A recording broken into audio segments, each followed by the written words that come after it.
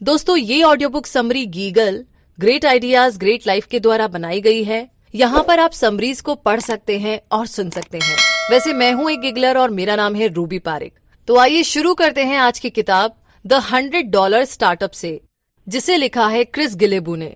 तो सबसे पहली बात ये कि मुझे ये किताब क्यों पढ़नी चाहिए। सोचिए कि आप एक ऐसी लाइफ जी रहे हैं जहां आप जो मन आए वो करें, जो आपको पसंद हो वो करें, और उसके लिए आपको पे भी किया जा रहा है। जरा इमेजिन कीजिए कि आपको किताबों से प्यार है और आप किसी बुक पर काम कर रहे हैं, या फिर उस प्रोजेक्ट पर जिस पर आप हमेशा से काम करना चाहते थे। दूसरों के लिए काम करने और उन्हें खूब सारा प्रॉफिट देने के बजाय आप अपने लिए, अपने प्रॉफिट के लिए काम कर रहे हैं। कैसा लगता है सुनकर? परफेक्ट ना? अगर आप भी ऐसा ही कुछ सोचते हैं तो ये किताब बिल्कुल आप ही के लिए लिखी गई है। हालांकि इस किताब में आपको ऐसा कोई शॉर्टकट नहीं मिलने वाला है जो आपको फटाफट पैसा कमाने का बहुत इजी तरीका बताए, क्योंकि ऐसा कोई तरीका होता ही नहीं है। और आप भी अगर ऐसा कोई तरीका ढूंढ रहे हैं तो प्लीज ये किताब बिल्कुल मत पढ़िएगा। लेकिन अगर आप सोच रहे हैं कि वाकई में शॉर्टकट तो नहीं होता है, लेकिन हाँ, क्या तरीका होता है वो जानना बहुत जरूरी है, तो चलिए आगे बढ़ते हैं। तो सबसे पहला सवाल आपके दिमाग में है कि भाई मेरे पास तो कोई स्किल ही नहीं है, मतलब मैं भला पैसे कैसे कमा सकता हूँ। सच कहूं तो कमा भी नहीं सकते, क्योंकि अगर आपके पास कोई भी स्किल नहीं है तो आप लाइफ में कभी पैसा नहीं कमा पाएंगे। लेकिन बात यह है कि आप कमा लेते हैं, बल्कि हर कोई कमाता है, क्योंकि हर कोई इस दुनिया में किसी न किसी हुनर के साथ जरूर पैदा हुआ है। लेकिन आपकी प्रॉब्लम ना इतनी सी है कि आपको ये पता ही नहीं है। इसीलिए यहाँ पर ये आपको बताते हैं कि कैसे इसे ढूंढा जाए। तो एक दिन होता ऐसा ही कि माइकल ना सूट पहन करके तैयार होकर ऑफिस के लिए निकले। जब पूरा दिन रोज की तरह नॉर्मल गुजर गया तो इवनिंग में उसके बॉस ने ना उसे अपने ऑफिस में बुलाया। उसने माइकल को कहा कि इकोनॉमिक क्राइसिस की वजह से उसे काम से हटाया जा रहा है। अब माइकल ये सुनकर के शॉक्ड रह गया।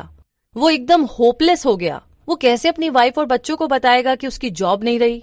कुछ टाइम के बाद माइकल उस शॉक से बाहर निकला और उसने एक नई नौकरी ढूंढनी शुरू कर दी। हालांकि वो एक स्किल्ड पर्सन था, लेकिन उसके जैसे बाकी और भी थे। उसे कोई भी ढंग की जॉब नहीं मिल रही थी।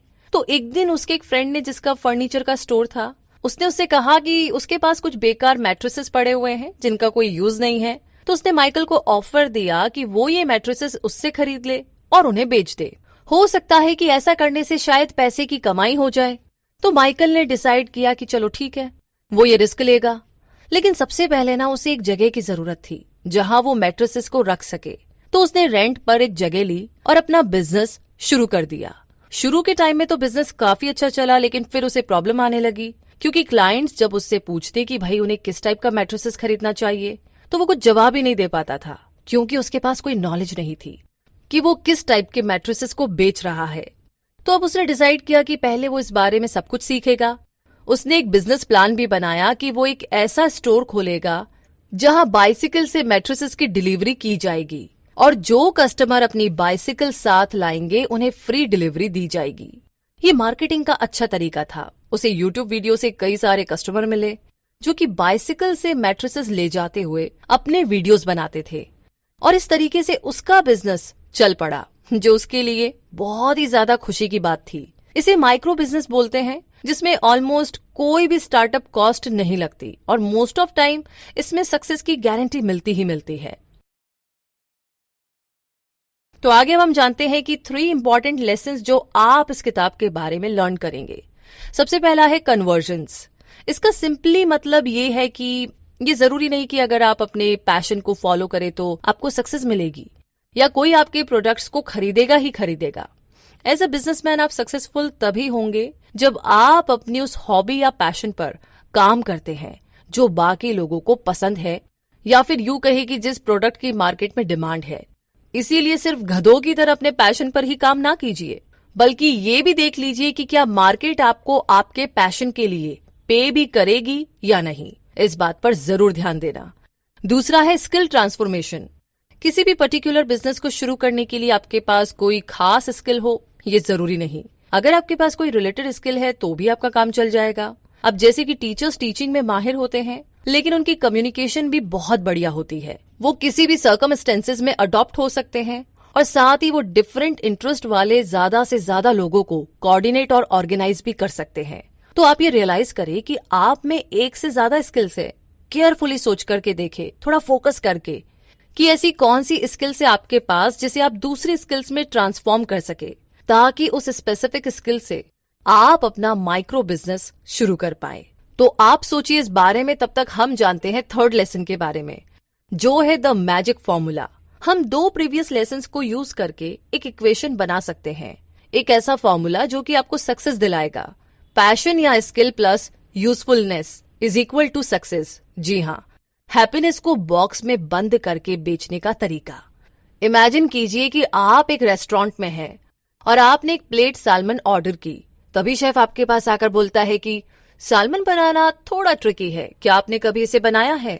इससे पहले कि आप कुछ कहे, शेफ फिर से आकर बोलता है, मैं जाकर के ऑयल गरम करता हूँ, तब तक तुम जाकर के हाथ धोकर आओ और मुझे किचन में मिलो। अब ये बात कितनी वियर्ड लगती है ना? शायद ही आपके साथ कभी ना हुआ होगा, और होगा भी कैसे? कौन शेफ भला आपसे आपका ही खाना प्रिपेयर करने के लिए बोलता है, जब आप पैसे खर्च करके रेस्टोरेंट में खाना खाने जा रहे हैं और खाना भी खुद ही बनाना पड़े? तो इससे अच्छा आप घर पर बैठ करके ही ना खाना खा ले। आप इसीलिए रेस्टोरेंट में जाते हैं क्योंकि आप सर्विस और एटमॉस्फेयर के पैसे दे रहे हैं। लेकिन सवाल ये है कि इन सबका भला माइक्रो बिजनेस से क्या लेना देना है? मैं आपको बताती हूँ कि ज्यादातर ओनर्स कस्टमर से एक्सेप्ट करते हैं कि वो अपना खाना खुद तैयार करे। उन्हें लगता है कि कस्टमर को ये पसंद है। वो इस कहावत में विश्वास करते हैं कि आदमी को एक फिश दो तो वो उसे एक दिन में खाएगा, लेकिन उसे फिशिंग सिखाओ तो वो लाइफ टाइम फिश खाता रहेगा। लेकिन बात यह है कि ज्यादातर कस्टमर्स फिशिंग सीखना ही नहीं चाहते। हमें तो अपनी फिश प्लेट में ही परोसी हुई होनी चाहिए। तो चलिए इसी के साथ अब थोड़ा सा आगे बढ़ते हैं और जानते हैं कि आखिर ये माइक्रो बिजनेस का आइडिया आता कहाँ से है। तो इसके लिए ना सबसे पहले है मार्केट में इनएफिशिएंसी। जी हाँ, जब कोई सर्टेन प्रोडक्ट अपनी एफिशिएंसी को लूज करता है तो उसकी जगह कोई नया प्रोडक्ट रिप्लेसमेंट के लिए आ जाता है। तो फिर वो नया प्रोडक्ट आप क्यों नहीं बन सकते? सोचिए इस बारे में। दूसरा है न्यू टेक्नोलॉजी।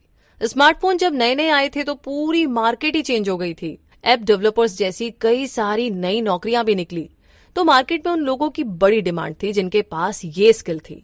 दूसरी ओर न्यूज़पेपर का आइडिया भी काफी ब्लूम हुआ, क्योंकि हर चीज इलेक्ट्रॉनिक हो जाए ये बात कुछ लोगों को हजम नहीं हो रही थी। और आगे है अ स्लाइड प्रोजेक्ट, यानी कि नंबर 3 पर खुद को एक माइक्रो बिजनेस तक लिमिट ना रखे। इनफैक्ट जब आप देखेंगे कि आपका बिजनेस बढ़िया चल रहा है तो आप इनकम बढ़ाने के लिए दूसरे साइड प्रोजेक्ट्स के बारे में सोचेंगे। और आगे नंबर 4 पर है but I still want to make money doing what I love, what should I do. ये मुश्किल नहीं है, हार्ड नहीं है। इनफैक्ट उस काम को करने से कई ज्यादा इजी है जो आप नहीं करना चाहते। हालांकि ऐसा करने के लिए आपको अपना फेवरेट काम लोगों की नीड या जरूरत से कनेक्ट करना पड़ेगा। ऑथर का एक दोस्त था जो कि एक साइड बिजनेस चलाता था, और ये काम कुछ ऐसा था जो कि उसे करना पसंद था। लेकिन उसकी स्टोरी सुनाने से पहले मैं आपको कुछ एक्सप्लेन करना चाहूंगी। अक्सर लोग जब फर्स्ट टाइम किसी एयरलाइन से ट्रैवल करते हैं तो एयरलाइंस वाले उन्हें फ्लायर माइल्स ऑफर करते हैं, जो कि बेसिकली एक सर्टेन अमाउंट ऑफ माइल्स होता है जो आप तब अर्न कर सकते हैं जब आप सेम उसी एयरलाइन से दोबारा ट्रैवल करते हैं। और कुछ फ्लाइट्स के बाद ही आपके इतने माइल्स बन जाते हैं कि आपको फिर से एक फ्लाइट फ्री मिल जाती है। अब चलो अपनी स्टोरी पे वापस चलते हैं। गैरी ने ये फ्लायर माइल्स अपने बेनिफिट में यूज किए। कई बार लोग ये माइल्स अर्न कर लेते हैं, लेकिन उनके पास ये जानने का टाइम नहीं होता कि इन माइल्स को यूज कैसे किया जाए। उन्हें लर्न करने या इसमें क्या हार्डशिप आएगी, ये सब चीजें सॉर्ट आउट करने का टाइम ही नहीं होता। इसीलिए गैरी ने अपना साइड बिजनेस खोला, जहां वो अपने कस्टमर्स को उनके फ्लायर माइल्स को ऑर्गेनाइज करके उन्हें ट्रिप बना करके देता है, और हर ट्रिप के लिए वो $250 चार्ज करता है। अब आप पूछेंगे कि कोई भी उस काम के $250 क्यों देगा जो वो खुद फ्री में कर सकता है? तो इसका जवाब है कि $250 कुछ भी नहीं है $5000 के कंपेयर में जो लोगों को बिना फ्लायर माइल्स यूज किए किसी ट्रिप के लिए खर्च करने पड़ते हैं। और गैरी लोगों को बेस्ट ऑर्गेनाइज ट्रिप बना करके देता है। और अगर ऐसा नहीं होता तो लोग उसे क्यों पे करते? तो यहाँ हम देख सकते हैं कि गैरी ने एक ऐसा बिजनेस ओपन किया जो उसके पैशन से इनडायरेक्टली रिलेटेड है। एक कंसल्टेंट जो कि असल में उसका पैशन नहीं है, तो इस तरीके से उसने अपने फेवरेट काम को लोगों की जरूरत से जोड़ा, और उसका फेवरेट काम था लोगों को उनकी प्रॉब्लम का सोल्यूशन बताना।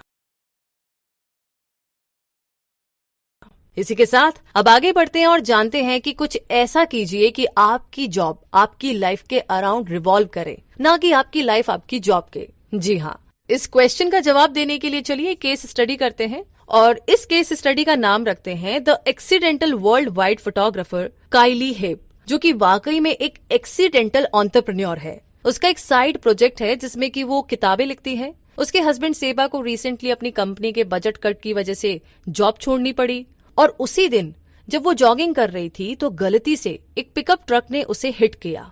हालांकि उसकी इंजरीज लाइफ थ्रेटनिंग नहीं थी, लेकिन फिर भी उसे काफी सारी चोटें आई, जिसकी वजह से वो अब लिख नहीं पा रही थी और इस तरीके से उसका साइड बिजनेस मंदा पड़ गया। ये पूरा वीक उन दोनों के लिए काफी बुरा गुजरा, तो उन्होंने डिसाइड किया कि एक हनीमून ट्रिप लिया जाए, जो कि उन्होंने आज तक नहीं लिया था, जबकि उनकी शादी को ऑलमोस्ट 3 साल हो चुके थे। तो दोनों ने प्लान बनाया कि हनीमून के लिए यूरोप जाया जाए। काइली, जो कि वेडिंग फोटोग्राफी में अपना लक ट्राई कर रही थी, उसने ट्रैवलिंग से पहले अपनी वेबसाइट को अपडेट करके अनाउंस किया कि वो न्यू बुकिंग्स को एक्सेप्ट कर रही है। जैसे ही उसने अपनी वेबसाइट में ये लिखा, उसी टाइम उसे एक रिक्वेस्ट आई। इस बात से काइली का कॉन्फिडेंस बढ़ा और अपनी ट्रिप से वापस आते ही उन दोनों ने डिसाइड किया कि वो अपने फोटोग्राफी करियर को अब फुल टाइम जॉब बनाएंगे और ऐसा वो तब तक करेंगे जब तक कि बुकिंग्स आती रहे। और ये उनका लक ही था कि बुकिंग लगातार आती रही और उनका बिजनेस चल पड़ा। उनका ये काम इतना ज्यादा सक्सेसफुल हुआ कि अब वो पर ईयर $90,000 का बिजनेस कर रहे थे। तो इस कहानी से हमें क्या सीख मिली? हमने सीखा कि हर चीज एंड में उन 3 लेसन से रिलेट करती है जो हमने प्रीवियसली लर्न किए। कन्वर्जेंस, दूसरा है स्किल और तीसरा है मैजिक फॉर्मूला। इसी के साथ आगे जानते हैं एक बहुत ही इंपॉर्टेंट वर्ड के बारे में, जो है कस्टमर्स। अब ये कस्टमर्स होते कौन हैं और उन्हें एग्जैक्टली क्या चाहिए? तो ओल्ड स्कूल डेमोग्राफिक्स भूल जाइए जो लोगों को उनके एज, सेक्स, इनकम वगैरह के बेस पर क्लासिफाइड करती थी। बात तो ये है कि आपको हमेशा किसी स्पेसिफिक टारगेट ग्रुप की जरूरत नहीं है। क्यों ना एक ऐसा प्रोडक्ट बनाया जाए जो सिंपली सबको सूट करे, एक डाइवर्स प्रोडक्ट बनाए और अपने ऑप्शन को लिमिट ना रखे। जी हाँ, अब आप पूछेंगे कि कस्टमर्स हमेशा राइट होते हैं, है ना? नहीं, कस्टमर्स हमेशा राइट नहीं होते हैं, कभी कभी वो गलत भी होते हैं। डैन ने अपनी नई वेबसाइट खोली जहां डिफरेंट टाइप के प्रोडक्ट्स थे। उसने अपनी वेबसाइट के लिए एक बड़ा लॉन्च रखा जिसमें उसके 2000 से ज्यादा प्रोडक्ट्स बिके और बहुत सारे कस्टमर्स ने उन्हें गुड क्वालिटी प्रोडक्ट्स के लिए मैसेज किए। और शाम होते होते उन्हें एक कस्टमर का मैसेज आया जिसे रिफंड चाहिए था, जिस पर डैन का जवाब था कि ऑफ कोर्स वो उन्हें रिफंड इश्यू करेगा, लेकिन प्रॉब्लम क्या है? डैन रिफंड का रीजन जानना चाहता था, जिस पर उस कस्टमर ने जवाब दिया कि पहले मुझे कॉल करो, फिर मैं तुम्हें एडवांस दूंगा कि मेरे जैसे कस्टमर को कैसे लूज किया जाता है। डैन ने अपने बाकी कस्टमर्स के थैंक यू मैसेज चेक किए और डिसाइड किया कि वो उस कस्टमर को बोलेगा कि सॉरी, वो कॉल नहीं कर सकता। डैन ने उसे रिफंड इशू कर दिया और डिसाइड किया कि वो अपने कोर वर्क पर फोकस करेगा। बेशक उसे उस कस्टमर की गुड एडवाइस नहीं मिली, लेकिन उसे पता चल चुका था कि अगर कोई एक कस्टमर खुश नहीं है तो उसे रिफंड कर दो, क्योंकि कस्टमर का ओपिनियन हमेशा सही हो ये जरूरी नहीं है। तो चलिए अब आगे बढ़ते हैं और जानते हैं 7 steps to instantly test the market. जी हाँ, सबसे पहले तो आप उन प्रॉब्लम्स को ठीक करने के तरीके ढूंढ लीजिए जो आपके बिजनेस में आएंगे, लेकिन इतना काफी नहीं होगा। इसके लिए आपको बहुत से लोग भी चाहिए जो इस चीज का ध्यान रखेंगे। याद है फर्स्ट लेसन क्या था? जी हाँ, सही कहा आपने, कन्वर्जेंस। दूसरा है कि वो मार्केट इतनी बड़ी तो जरूर होनी चाहिए कि आप वहां पर अपना बिजनेस कर सके। और तीसरा पॉइंट ये है कि ये जरूर शेयर कर ले कि जो भी प्रॉब्लम आप सॉल्व करने की कोशिश कर रहे हैं रियल है या नहीं, या फिर लोग जानते भी है या नहीं कि उन्हें सच में वो प्रॉब्लम है। किसी को ये कन्विंस कराना कि उन्हें कोई प्रॉब्लम है और उसका सोल्यूशन ऑफर करना, दोनों ही बहुत मुश्किल होता है, खास करके तब जब लोगों को उनकी प्रॉब्लम का पता ही ना हो। तो इस बारे में जरूर सोचना होगा। आगे चौथा पॉइंट है कि लोग हमेशा या तो किसी तकलीफ में बेटर फील करने के लिए या फिर अपनी डिजायर पूरी करने के लिए चीजें खरीदते हैं। तो इसीलिए आप अपने बिजनेस को एक ऐसा तरीका बनाएं जो जरूरत के हिसाब से लोगों की मदद कर सके। पांचवा पॉइंट है सोल्यूशन। हमेशा सोल्यूशन के बारे में सोचे और जो भी सोल्यूशन आप निकाले वो बेस्ट होना चाहिए। छठा पॉइंट है कि लोगों के ओपिनियन जरूर सुने, लेकिन ध्यान रहे कि वो आपके पोटेंशियल टारगेट ग्रुप में से हो, वरना जो इन्फॉर्मेशन आपको मिलेगी उसका कोई यूज नहीं होगा आपके लिए। और आखिरी और सातवां पॉइंट है, जो प्रोडक्ट आप सेल कर रहे हैं उसके लिए टेस्ट प्रोडक्ट क्रिएट करें। लोगों को ये टेस्ट प्रोडक्ट दे करके उनका फीडबैक मांगे। तो चलिए अब एक स्टोरी सुनते हैं स्टार्टिंग क्विकली के बारे में। जब तक आपके माइंड में पिछले 7 स्टेप्स है तब तक आपको किसी भी प्लान की जरूरत नहीं है। तो आइए जानते हैं। जैन और ओमर दोनों फ्रीलांसर थे जो फ्रीलांस डिजाइनिंग करते थे। उन्हें मल्टीपल प्रोजेक्ट्स मिलते थे जिससे उन्हें अच्छा खासा प्रॉफिट होता था, लेकिन फिर उनका इंटरेस्ट इससे कम होता गया। दोनों हैरान थे कि क्या कोई और भी करियर ऑप्शन उनके लिए हो सकता था। अब ये कोई अच्छा साइन नहीं था। उन्हें इस काम में 1 साल से ज्यादा हो चुका था और इतनी जल्दी बोर हो जाना नॉर्मल बात नहीं थी। तो एक दिन उन्होंने अपनी फेवरेट कंट्री का मैप डिजाइन किया, एक ऐसी कंट्री जहां वो दोनों हमेशा जाना चाहते थे। उस मैप का डिजाइन फिनिश करने के बाद अब वो उसे प्रिंट कराना चाहते थे, लेकिन प्रॉब्लम ये थी कि इसे प्रिंट कराने में उनके $500 खर्च होते, क्योंकि प्रिंटिंग ऑफिस 500 कॉपीज से कम प्रिंट नहीं करते थे। तो उन्होंने 500 कॉपीज को प्रिंट करवा लिया और अपना मैप ले लिया, लेकिन बाकी के 498 मैप्स का वो क्या करेंगे उन्हें समझ ही नहीं आया। इनमें से कुछ तो उन्होंने दे दिए और फिर 494 मैप्स बचे। अब इन बचे हुए मैप्स को उन्होंने अपनी बनाई हुई एक 1 पेज वेबसाइट में डाला और सोने चले गए। नेक्स्ट मॉर्निंग उन्हें अपना पहला कस्टमर मिला और उसके बाद कस्टमर्स आते चले गए। तो इस तरीके से उन्होंने बिना किसी प्लानिंग के एक बिजनेस को शुरू किया और उतनी जल्दी ही स्टार्ट किया कि जितना जल्दी होना चाहिए। इसी के साथ बिजनेस शुरू करने से मोस्ट इम्पोर्टेंट पार्ट है लॉन्चिंग। अपने बिजनेस को कैसे लॉन्च करें। एक बढ़िया लॉन्च किसी हॉलीवुड मूवी से कम नहीं है। इसके बारे में बहुत पहले से ही चर्चा होने लगती है।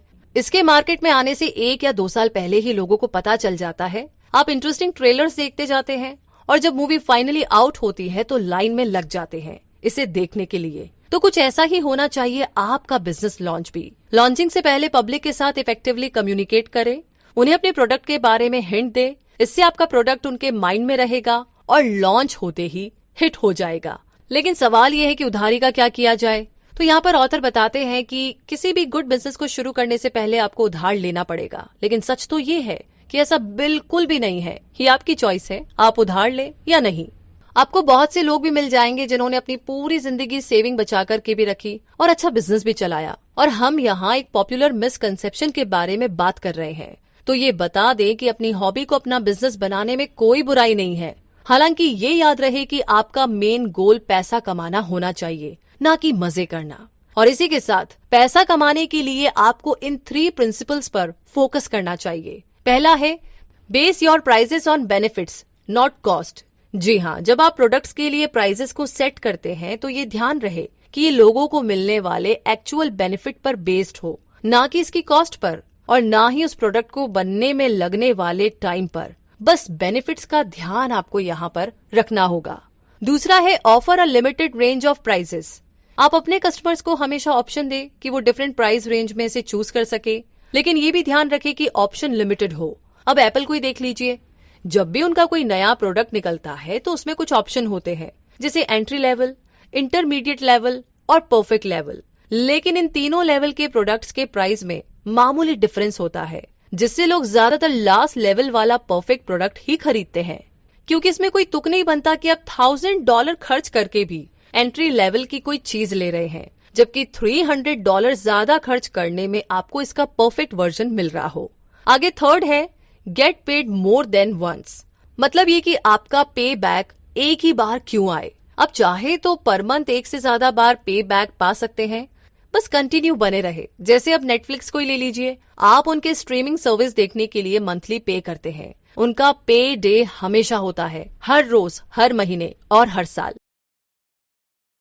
इसी के साथ आगे एक और इम्पोर्टेंट टर्म है फ्रेंचाइजिंग वर्सेस पार्टनरशिप। बहुत सुना होगा, तो मैं आपको फ्रेंचाइजिंग के बारे में बताती हूँ। सिंपली कहे तो एक बड़ी कंपनी एक बड़े से अमाउंट के बदले आपको अपना नाम बेचती है, फिर सारा कंट्रोल उनके हाथ में रहता है। आप कहाँ पर स्टोर खोलेंगे, किसको हायर करेंगे, और यहाँ तक कि वो आपको ये भी बताएंगे कि आपको खुद के बिजनेस में आपको क्या पहन करके काम पर आना है। ये उस कंपनी की तो सक्सेस मानी जाएगी जिसकी फ्रेंचाइजी आपने ली है, लेकिन क्या ये आपकी भी उतनी ही सक्सेस है? आप यहाँ सक्सेसफुल नहीं है भाई। आपने तो सिंपली अपने लिए एक रेडीमेड जॉब खरीद ली है।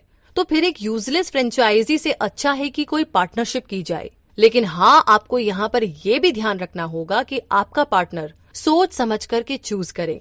ये श्योर कर ले कि आपको इस पार्टनरशिप से क्या एक्सपेक्टेशन है, वरना इसके एडवांटेज कम, डिसएडवांटेज ज्यादा होंगे। As a rule of thumb किसी भी पार्टनरशिप को 1+1+3 का रूल फॉलो करना चाहिए। मतलब ये कि दोनों पार्टनर जितना अकेले खुद प्रॉफिट कमाते हैं, साथ मिलकर के उनको एटलीस्ट 33% ज्यादा तो कमाना ही चाहिए। और इसी के साथ अब आगे जानते हैं एडवाइस। तो आपको कहना होगा नो थैंक्स। मतलब ये कि अनवांटेड एडवाइस और अननीडेड परमिशन का ध्यान रखिए। जब हमारे ऑथर ने खुद का बिजनेस शुरू किया तो कई सारे लोगों ने उन्हें एडवाइस दी कि ये करो, वो मत करो, वगैरह वगैरह। ऑथर ने सबकी बात सुनी, अप्रिशिएट भी किया, मगर किया वही जो उन्हें सही लगा। तो असल बात तो ये है कि जिन लोगों को आपके काम के बारे में उतनी नॉलेज नहीं है, उन्हें इस बारे में कोई भी एडवाइस नहीं देनी चाहिए।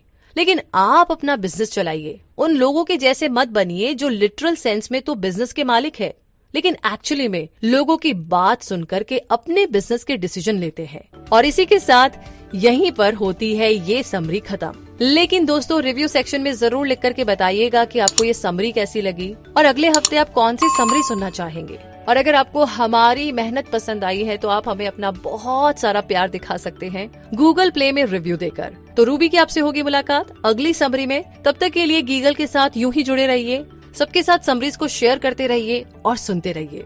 जय हिंद।